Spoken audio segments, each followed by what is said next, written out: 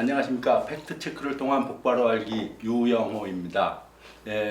이번에는 최근에 나온 얼마 전에 출간한 통일부에서 매년 발간하는 1996년부터 이후 매년 발간하는 북한 인권백서가 최근에 출간되었습니다. 그거에 대해서 간단하게, 물론 이 책 내용 자체는 하나하나가 전부 다 제가 볼 때는, 최소한 제가 볼 때는 이게 북한 인권백서라기보다는 북한 거짓말백서 같은 책이에요. 거의 다 거짓말들인데 하나하나 다 체크를 해야 될 거, 우리가 많이 체크했던 부분도 있지만은 그래야 되는데, 그것보다는 이 전체적으로 이 책이 어떻게 만들어지고 이런 거에 대해서 간단하게 체크해 보도록 하겠습니다. 예, 요 인권백서들 앞에 최소한 요약본들은 보셨죠? 네. 봤으니까 어때요? 일단 간단한 느낌들이. 우선 탈북자 전에도 제가 말씀드렸는데, 탈북자 135명 가지고 이런 인권백서를 만든 북한의 인권 상황에 대해서 알아본다는 거는 이거는 말이 안 되는 겁니다. 그리고 이 탈북자 대부분이 고난의 행군 시기에 넘어온 사람들이거든요. 배고파서 넘어온 사람들입니다. 근데 이 최근에 온 탈북자는 다르거든요. 최근에 온 탈북자들은 지금 북한의 경제 상황이 많이 나아졌거든요. 많이 나아지고, 그리고 뭐 식량 사정도 많이 나아지고 이런 상태입니다. 근데 그런 속에서도 지금 이 탈북에서 왔다는 거는 북한에서 무슨 그 어떤 범죄를 저지르지 않았으면 뭐 어쨌든 그런 사람들이죠 다. 그러니까 그런 사람들은 북한에 대한 그 나쁜 말을 할 수밖에 없는 겁니다. 그래야만 자기들이 탈북이 정당화되고 그러거든요. 그러니까 그렇게밖에 말할 수 없는 거죠. 근데 그런 사람들을 놓고 이렇게 정말 이런 인권백서를 만들면, 그것도 정부기관이, 이 정부기관이 맞죠? 네, 통일부에서 만든 거예요. 그러면 안 되는 거예요. 그리고 지금 뭐 민족화합과 뭐 화해의 시대라고 말은 잘하는데, 통일부에서 이런 거 만들면 안 되죠. 이렇게 되면 안 되는 겁니다. 그러니까 그러면 그런 사람들만 면접하는 게 아니고, 그에다가 반론을 제기하는 사람들의 말도 들어봐야 되는 거죠. 예? 그럼 반론을 들어서 어느 말이 사실인지 그건 자기 판단하든지, 그러지 않으면 똑같이 써 올리든지 이렇게 하는 게 옳은 거죠. 이게 제가 이 책 보면서 제일 그런 게 이 뭐라고 불법 녹화물 이런 건 무슨 뭐 전번 시간에도 우리가 지난번에 얘기했죠. 한번 이야기했죠. 그리고 그렇다고 해서 이 북한에 이런 북한 사회가 이렇게 경직된 그런 사회는 아니란 말이에요. 예?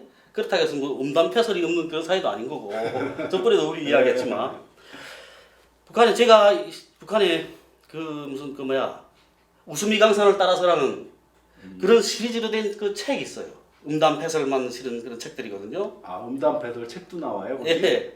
제가 나올 때까지는 12권까지 나왔댔어요. 그 이후에 더 나왔겠죠. 거기 보면 어떤 게 있냐면 무슨 변강세 이야기도 있고, 변강세 뭐 평양 옛날에 뭐랬던가요? 평양 관하에 관하라 그러죠. 옛날에는 그 평양 관하에 변강세라는 그런 사람이 있었다고. 예? 그 포졸이 있었는데 뭐 오줌 쏘면 한편 뭐 폭포가 쏟아지는 것 같고, 뭐 땅이 뭐 11cm 파이고 막 이런 게 나오거든요. 그다음에 뭐 옥녀 이야기, 뭐 옥녀 이야기 같은 경우에는 뭐 그 옥녀가 너무 여자가 기가 세서 그 여자하고 붙은 남자들은 다 죽는 거예요. 시름시름 앓다가. 그래서 그것도 평안도 어느 지방에서 있습니다. 이렇게 나와요 그게. 예? 그래서 외양산에 들어가서 혼자서 이제 죽자고 결심했는데, 그게 또 어떤 이런 변강세가 또 변강세도 또 그 변강세하고 자는 여자는 다 죽어. 그래서 변강세가 또 이렇게 거기 와서 죽자고 하다가 둘이 만나서 뭐 이렇게 살았다는 거. 근데 무슨 이 관계 가질 때면 구들이 무너지는 것 같았고, 구들장이 뭐 그런 내용도 있고.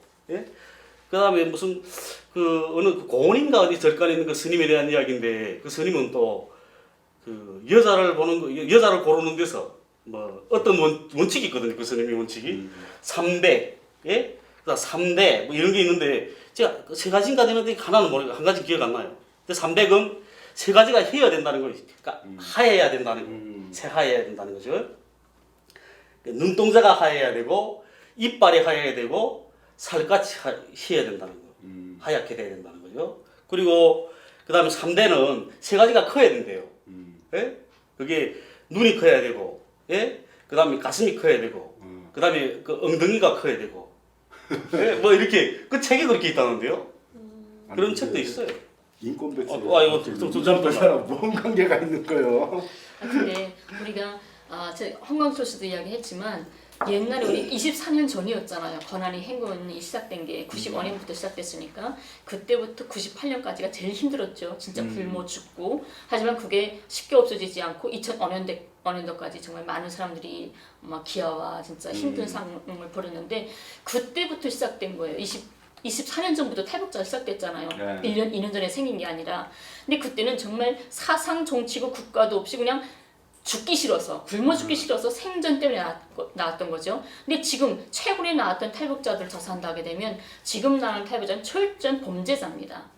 지금은 제가 나올 때 2011년도에 나왔는데 그때만 해도 여서마다의 권한의 행군이 흔적이 있었어요. 전기도 권한의 행군 때는 아침에 1시간, 저녁에 1시간 이렇게 밥 먹을 때만 불을 주곤 했는데 2011년 때는 불은 하루 종일 오다가 자꾸 정전이 되는 거예요.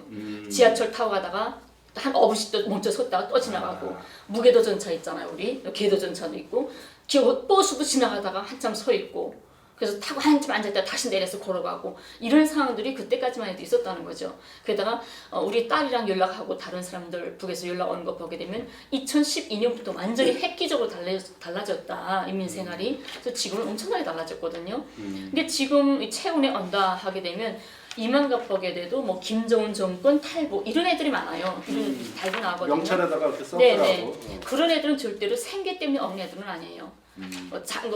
어떤 유형이든지 간에 범죄를 저지르고 도망쳐 나오는 애들이거든요. 그리고 두 번째로는 중국에서 오랫동안 10년 남아 숨어 있다가 공안한데 잡히기 싫어서 권한의 행군 때 나와 있다가 숨어 있다가 지금 오는 사람들이에요.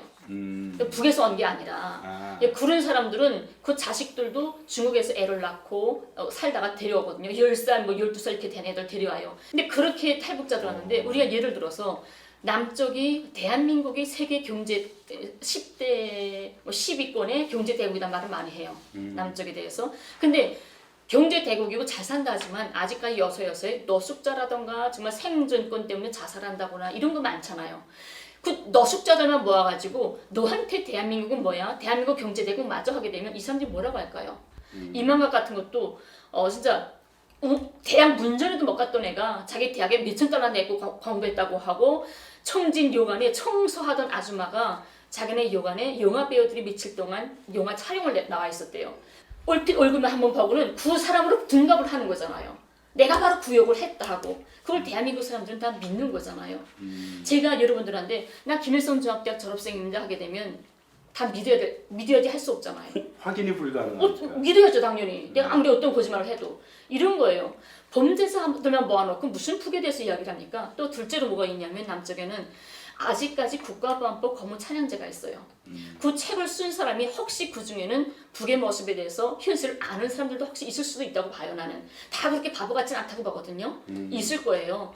근데 그 사람들도 자기 생각대로 다 쓸 수 없는 게 뭐냐? 우리가 대동강 맥주 마시다고 해도 추건되잖아요. 근데 북은 무상치료제고 무료교육이고 이런 모습도 있다. 이런 걸 쓸 수가 있을까? 우리가? 물론 이 책을 쓴 사람들은 뭐 정확히 다 박사급들이에요. 박사급들이 인터뷰를 해서 그 인터뷰에 근거해서 증언해서 어쨌든 이걸 쭉 쓴 건데 증언 자체가 그러니까 우리가 여태까지 해왔었던 뭐 남한 영화 드라마 보면 총살된다 뭐 이런 얘기예요 전부. 좀 황당한 그런 얘기들이었는데 사실은 그래서 이거 역시 이 책을 하나하나 좀 이 소주제라 그래야 되나 목차별로 한번 우리가 앞으로 진행해 나가면서 검토해 볼 필요가 있다. 왜 그러냐면 이 책이 우리나라 사회에서 통일 교육엔 어쨌든 책으로서 가장 영향력이 큰 책이기 때문에 국가가 발간하는 책이기 때문에 그래서 그 일단 오늘 간단하게 그냥 이런 식의 편집 출판이 맞나 최소한 특히 그 면접자들 135명에 대해서 그것만 짚어보도록 한 겁니다. 앞으로 뭐 요거에 대해서 목차는 이 책은 시민 정치적 권리 목차가 그러니까 그 총 4개의 목차로 나눠져 있어요. 시민 정치적 권리, 그 다음에 경제적, 사회적, 문화적 권리 실태, 그 다음에 북에서의 취약계층들, 여성, 아동, 장애인 뭐 이런 식의 그 다음에 또 하나 주요 사안 이러면서 뭐 뇌물 문제, 정치범 수용소 뭐 이런 것들을 쭉 나눠져 있는데 하나하나 목차 하나하나가 완전 거짓말 백서입니다. 인권 백서랍니다. 거의 책 제목을 거짓말 백서로 바꾸는 것이 좀 더 정확한 솔직한 표현이 아닐까 싶어요. 그래서 짚어보기로 한 거고요. 요거에 대해서는 앞으로 구체적으로 하나씩 짚어보는 걸로 알고 요 정도로 요건 정리를 합시다. 간단히 요번에 출간된 책이라서 간단히 요 책에 대해서 간단히 이야기를 한 것입니다. 예, 그럼 감사합니다.